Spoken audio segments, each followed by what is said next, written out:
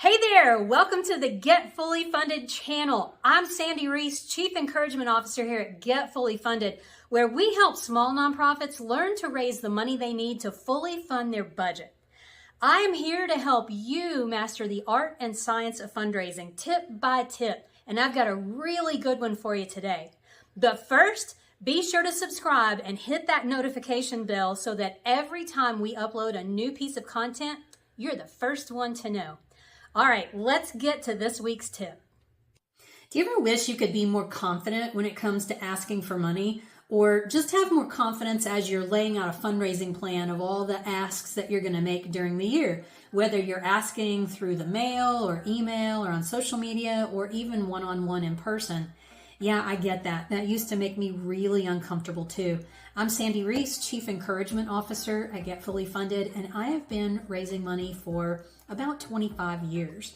And in that time, I have gone from being very shy and timid and scared to go back to the well too many times to bold, confident asker and knowing when the time is right to ask for a donation. Now, I want to share a couple of tips with you today because I know that there are a lot of people who also feel a little awkward and uncomfortable. So let me share a couple of things. The first is practice makes perfect. So whether you're writing fundraising letters or you're asking in person or asking in a different way, the more you do it, the more you're going to learn. The more you're going to learn about the process, the more you're going to learn about yourself, the more you're going to learn about how to do it better next time. So use every opportunity you can to practice. Remember that we all love to help somebody out. We love it when somebody says, hey, can you help me with this, that, or the other? We bend over backwards to help our friends and neighbors and coworkers and such. But there's this weird stigma around asking for help. Like somehow we all think that we're weak if we ask for help. And that is not the case. So keep that in mind. That will help you as you're asking.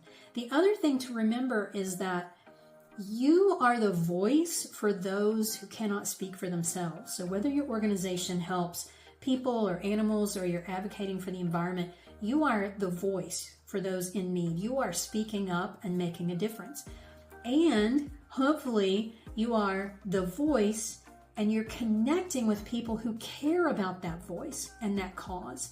You are simply finding donors in the community. You're finding people whose heart is very passionate about those that you serve, and you're connecting those donors with that cause.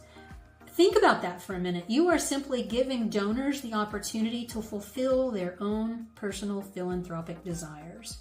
And at the same time, you're changing lives. This is a good thing. So you being the asker, you are simply the conduit. You're just the middleman. You're just making it possible for people who want to help make a difference to help those who desperately need the help. So shift your thinking a little bit. Remember that practice is going to make perfect. Focus on your why. Your why is the reason why your cause matters to you. Now, one thing that I used to do periodically was to go sit on the front lines of my organization and just watch. Like, let me just soak it all in. So whether that was a food bank or a homeless shelter or an after-school program for kids, when I started feeling a lot of fear and was losing my confidence, I just go spend some time on the front lines and look at the joy in the faces of the people we were helping. That helped me recenter and get back where I needed to be so that I could go make the ask that I needed to make. I find that to be very, very helpful. Now, also know that if you are talking to the right people, we have a whole piece around talking to the right people at the right time with the right message, that you will get a donation every time. You just will. If you're not approaching the right people, your chances of getting a yes are pretty low. But if you're talking to people who've been on your list for a while, they've been getting your newsletter, they've been hearing the updates and the stories, they're pretty likely to say yes because they know a little bit more about your organization and what you're doing.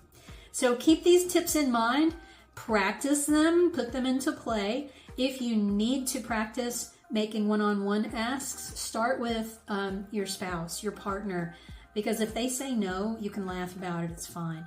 If you want to up the game a little bit, Ask a board member to make a donation because, again, if they say no or if it goes wonky, you haven't really lost anything.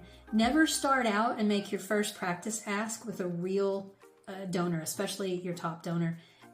If you're going to make a mistake, do it in a situation where it just doesn't matter. You're not going to lose anything.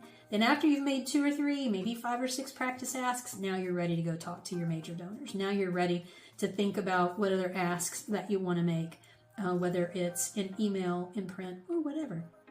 All right. Speaking of the right people, when you have a lot of the right people, you're going to raise a whole lot more money. If you scratch your head and wonder, how do I find new donors? We have a brand new course that we're rolling out soon, and it's going to teach you how to identify your ideal donor prospect and where to find them, and a little bit about what to say to get them to say yes. So check out the Finding New Donors course, and I hope to see you inside. If you like this video, there's plenty more where this one came from. Be sure to subscribe and click the notification bell so that every time we add a new tip, you're the first to find out. I don't want you to miss a single thing.